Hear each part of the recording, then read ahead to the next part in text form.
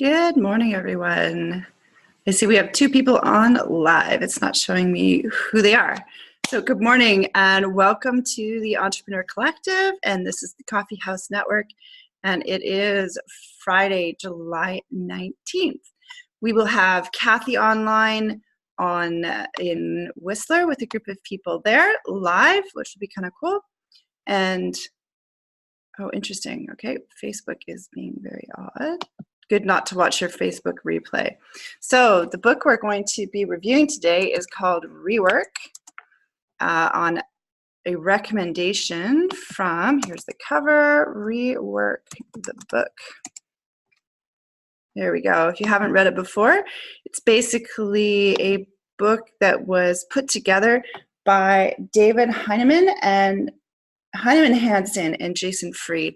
I listened to this audiobook quite a while ago while driving between Whistler and Kamloops. It's a 4-hour audiobook, really great content. And I was reminded of it by Adam, who is leaving Whistler, sadly. I'm going to miss him a ton. He's been at many of our first opening, I guess this is our 9th Coffee House Network event, and it's been awesome to have him along, and it's always great for people that show up 100%. It's been great to see him building his blog, and this is one of the books he recommended. I had totally forgotten that I had listened to it, so I actually went and did a little bit more research on it, because I think sometimes when you're watching an audiobook or listening to an audiobook, you don't always take things in the same as if you're reading a book. I tend to have a pen and paper when I'm sitting and reading a book, and I'll take extra notes, and I love to write in the side marks and things like that. Put your hand up if you're like that. It's a lot of, I don't know. I love going back. That's one of the reasons I have so many books, is because I love to handwrite in them. We're really lucky at the Whistler Library where you can quite often find stacks of amazing books in the giveaway pile, because people will bring in the books that they've read and purchased and donate them back to the library pile. So if you're ever up in Whistler, definitely pop into the library, and you'll see a little wooden cart outside the library in the front foyer. Highly recommend it.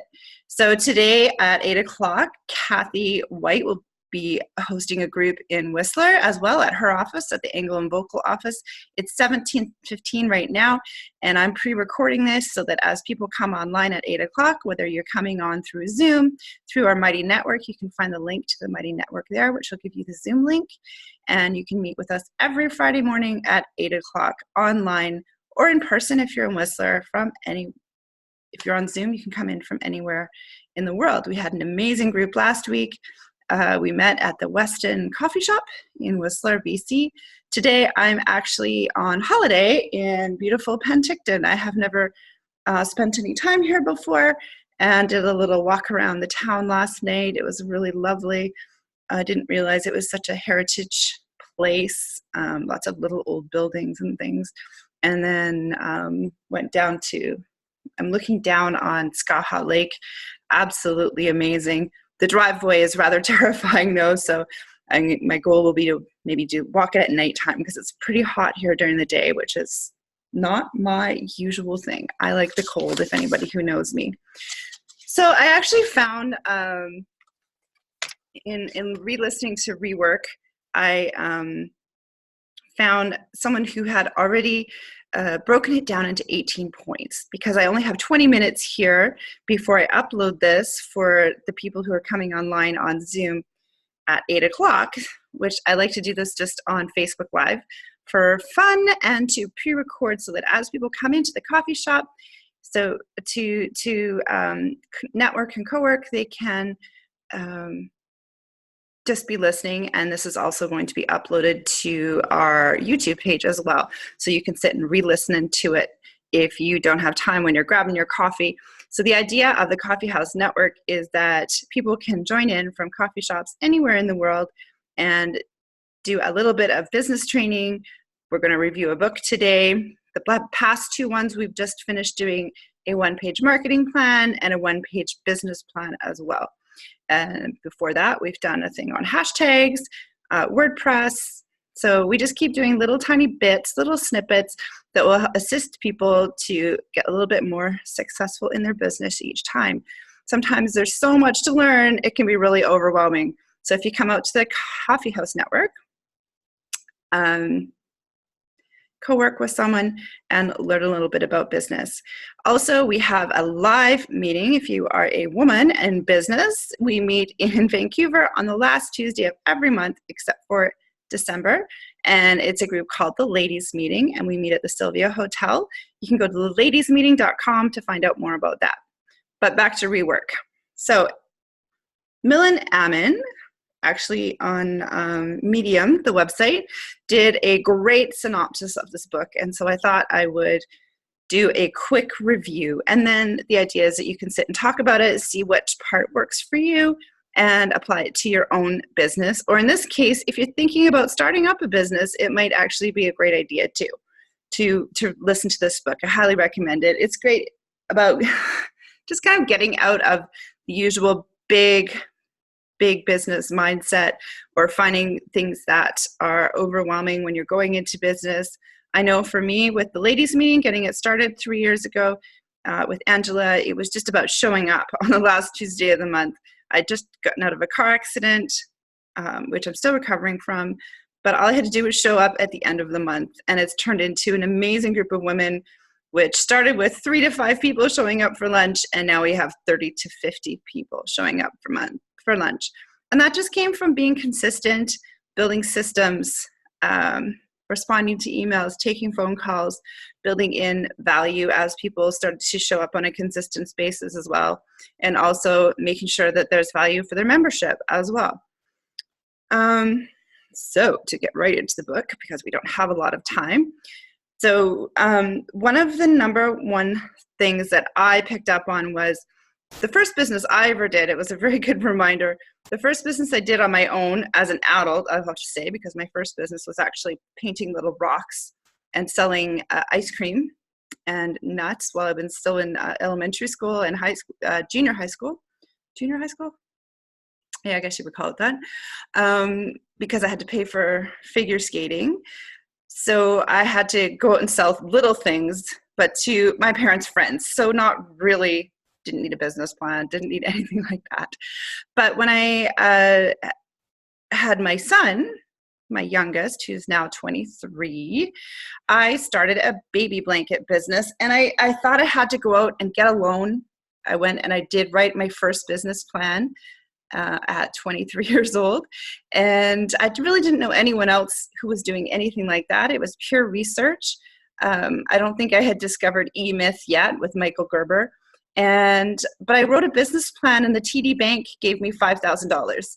And I was also newly married, and we didn't have very much money. And my now ex-husband spent a lot of that money on personal stuff. I didn't know how to manage a marriage at the time, never mind a business. And I think if I'd been smarter,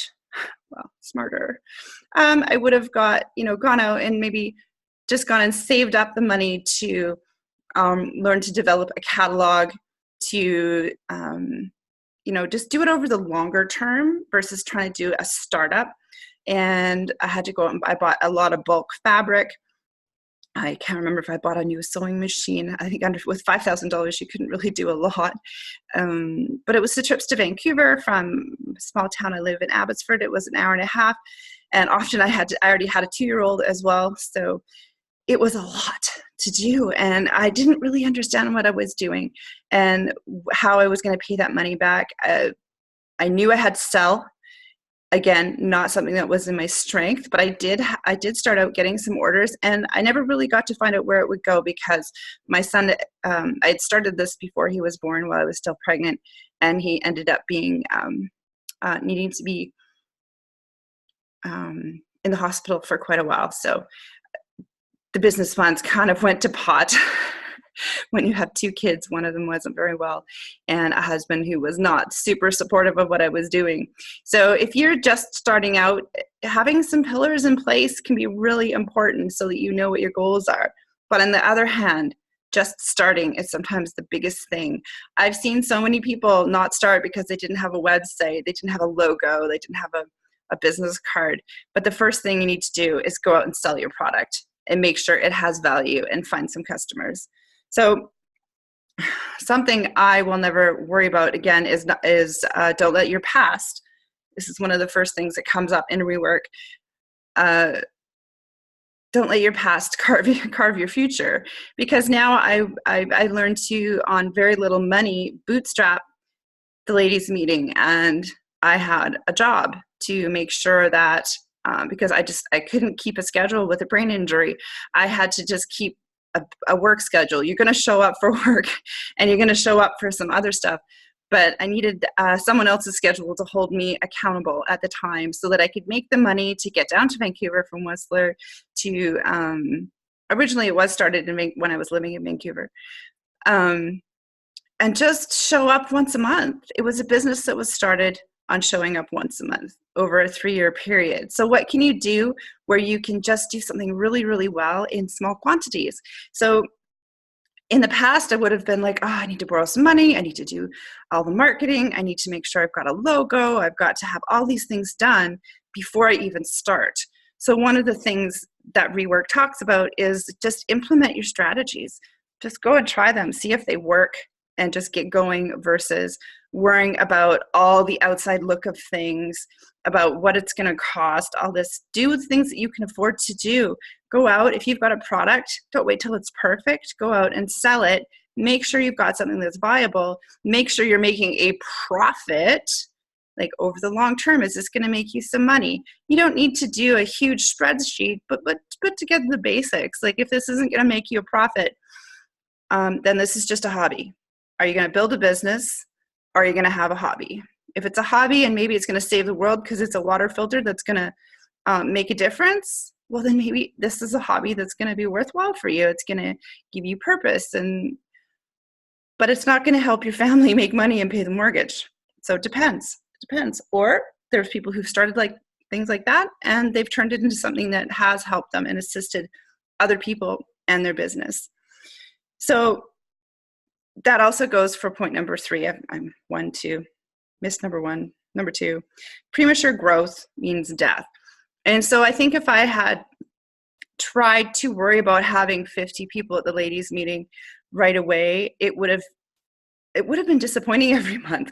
I was happy and I decided to show up no matter what. If 3 people showed up, if 5 people showed up, I was going to go, and it was going to be 3 of the right people that would help build the network and build the goal of a better type of networking to build long-term strong relationships versus a networking group there where people are just shoving cards in each other's faces. It took me time to develop doing a podcast at least once a month with one of the members so people could get to know each other better and figure out how I was going to build deep relationships, because every time I do a podcast with someone, I'm also getting to know them better with the 8 questions. I spent hours listening to Oprah trying to figure out how to be a better interviewer. I took a course with, it was a 2-day course. I used to bobble my head around all the time. I still find myself doing it on video with a group of people that sat and reviewed every single detail that you did on video. And so I've taken lots of little courses. Like, for example, you're supposed to have your hands in your video and stuff to build trust. And I still have tons of challenges. I'm sure there is a lot more to go. I know I forget to look in the right place on the video. But more importantly, I've learned that I just show up and practice. And every time I do something like this, like I literally sometimes feel sick to my stomach before I start this because it's so uncomfortable. You're putting yourself out on Facebook Live. You don't know who's watching. You don't know what you're going to say wrong. If you're going to make a hiccup, if you're going to sneeze, you're going to wipe your nose at the wrong time. But the trick is just doing it. I'm sitting here in my pajamas. If you go back on my YouTube page, I've done one with a towel on my head. As you can see, I don't have my usual makeup on, don't have my eyebrows on. The point is just do it, get uncomfortable, and start. Don't be a workaholic is another one of them. If you're overworked, you're going to lose your creativity, which is really important when you're doing a startup. When you're just getting going, I always used to say there's enough time to sleep when you die. My challenge is that I tend to like to work at night because the world is quiet and I've got less interruptions. And so the solution in Rework is to take 2-hour breaks from other humans, from your phone, from any sort of email to get work done, or 4 hours with a lunch break. So for example, if you're running in an office environment, have Thursday as No Talk Thursday, which I really liked, where you have 4 hours other than lunchtime where you just don't talk to anyone else and you just get work done. So I loved that. I thought that was great. And I think that's part of why I like it when the energy in the world has toned down. I tend to be able to get work done, and I can sit there for 2 to 4 hours and get what I would get done in an office in probably 8, between phone calls and interruptions and emails and coffee breaks and water cooler chats and things like that. So let your customers miss you.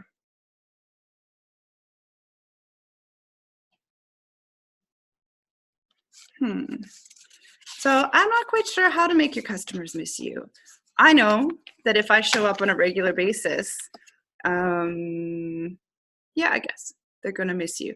If you have a set schedule, in our case, if we were to cancel a meeting, because I've said I will show up every last Tuesday of the month, I have said I will show up every Friday morning and do this, and we have, and I guess I haven't failed yet. I've had one meeting in 3 years that I've missed, and I've had someone to fill in, which was great, having a partner. And I feel that our network is strong enough that other people would show up if I couldn't. But also building something that, for example, I've set something up here now so that if I can't make it live and in person, I can still set myself up for success by learning to use Zoom and implementing technology, which a lot of people are doing. And it leaves you in control of your business and what you're doing too, by making sure there's more than one point of contact and one way to communicate with your customers and your employees and your tradespeople. So basically, it also lets you stay in control. That would be point number 6. Because you've created these different ways of using technology. They use Basecamp. They invented Basecamp, which is a project management tool. And so what that did is it helped them stay in control by building little modules and things and ways to stay in control and show general attention to their projects. And it really made a difference in many of the projects I did. Because they built little pieces into their communication platform, which really helped things move forward. And I think that's probably why they're able to write a book like this as well. So I love the fact that Seth Godin at top, ignore this book at your own peril. But I think also it just depends on what your communication skills as well also. One of the biggest points that he brings up in here is don't build to flip your business. So we see a lot of startups that are going for really big funding, and their goal is to spend all of that funding. And so if your goal is to spend, you're not really focusing on your selling and your marketing necessarily. So even though I know last week I talked about an exit strategy, he says don't have an exit strategy. The exit strategy I was talking about in particular was not necessarily a selling strategy, but what is your strategy as work comes in as to when you hire people and pass off your responsibility. So he talks about that as well, is see how much you can do on your own before you hire somebody. And so I'm saying, there goes that Toastmaster thing off in my head. He says building to flip is building to flop. And so I think that there's a balance of strategies, and they talk about it in the book. See how much your team can do on your own. Don't be quick to hire. Be quick to let people go who aren't producing value in your business and aren't helping you, aren't in alignment, basically. He says, don't worry about resumes. He says, just read your cover letter and make sure those people that you're bringing in to assist you with your business are there to be in alignment with what you do as well as who you are, because otherwise you're going to have challenges and they're not going to stay around, and it's not going to be a good hire. So when you're talking about flipping or selling the business, the people that you put into the business are going to have a huge amount of value when you do eventually either pass your responsibilities on and move on to another project, or if you do flip it. But don't make that your goal from right at the beginning, whereas a lot of people are going into business with these investors because the investors are going to want their money back, so they want you to get in, go big, and they want to get out. So you're going to have to find a way to do that versus create a really amazing product, go low, go slow, and build something for the long term that you're going to really love, your customers are going to love, and it's just going to, you know, have sustainable growth.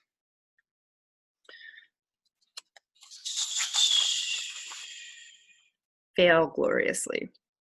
Sorry, I'm just going to have to, my coffee was a little thick this morning. Going to grab some water. 1 second. Whew. Still here.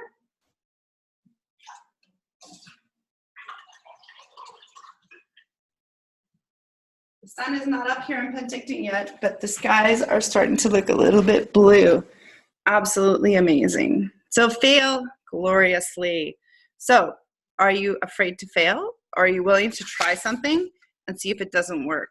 Roll things out, try them, be willing to roll it back in. A lot of people are so for example, we started the Coffee House Network Friday mornings, and finding a way for it to work. Oh, here we go. Finding a way for it to work has taken a little bit of reworking. For example, doing this recording before we start at 8 o'clock has become really important, because otherwise there's all these interruptions, which is hard for someone online watching, because they came in to learn and do their 20 minute, half an hour of learning online. They may not be doing the networking portion. They may be able to, they may just be watching. They may not have someone co-working in a coffee shop with them. So they want to come in and watch this and get out and maybe go on to the Mighty Network. If you go to the Mighty Network in the link somewhere over there, and you can go and continue the conversation if you don't have someone to co-work with. But as people were coming in and getting coffee, it was really disruptive, and didn't really help the recording, the video quality on the recording. We will leave it recording afterwards on the Zoom, but it was really hard to stay focused while people were coming in. For example, at the West End, the coffee shop was quite a bit away from where they had the tables set up, or the opposite too, where people were coming in and it was very close up in the recording. And so I had to rejig it. And I was willing that if this wasn't going to work, then we would just go back to the ladies' meeting. I started the Coffee House Network, I think maybe 2006, 2009, somewhere in there, when I had a huge conference room and people would come out to visit it. I had to be there. I was being paid 24 hours a day to stay on the property, this beautiful new property on this building that we just built in our Eagle Wind RV Park. And so I had to be there. And so it was when Meetup was still pretty new. And I would bring people out, and I was like, oh, I'm going to see if I can bring this back. It's such a great title. Coffee is such a big thing now, even more than it was at the time. And it seems to be working. It also holds me accountable to creating some content. I would not have picked up REWORK probably and re-listen to it, and I get to take that and apply it back to my business, because one of the best things you can do when you learn something is to teach it back. So basically, take something, run as far as you can, and if you find that it's failing, be okay with that. And it's not about having a backup plan, but it's just about taking responsibility for things that aren't working, which sometimes they don't. So we're running out of time. I hope that this little synopsis of REWORK will motivate you to go and listen to the book. I will put a link to the book, probably an Amazon link, in our Mighty Network as well. So I have a good quote here from Jason Fried. When you don't know what you believe, everything becomes an argument. Everything is debatable, but when you stand for something, decisions are obvious.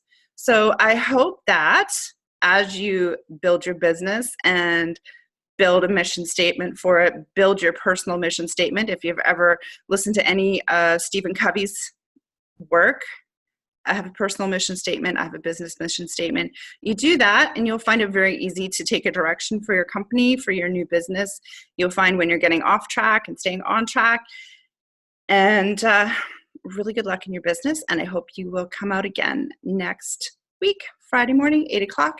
I will probably go down to Penticton. There's a really great little coffee shop. I went to check it out last night and they were closed for the evening. So I didn't want to just show up there this morning.